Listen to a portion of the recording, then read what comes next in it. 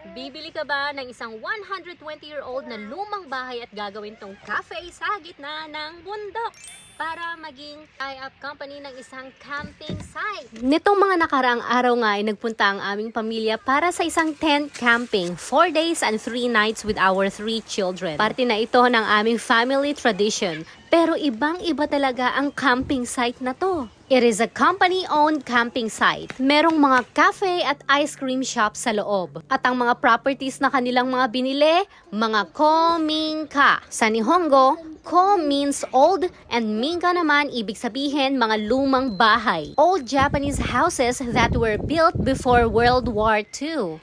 And you know what's the surprising part? Napaka-busy nito tuwing lunchtime and dinner time. Kakailanganin mo talagang pumila para lamang makapasok. This is a 120-year-old kominka na nirenovate lamang para maging functional. Ikaw, mag-i-invest ka ba sa ganitong klaseng mga properties? Comment down below. At kung interesado ka sa ganitong klaseng mga updates, i-follow mo na rin ako at sumali ka na rin sa ating Zoom webinar para sa paupahan dito sa Japan. Good morning, blessing!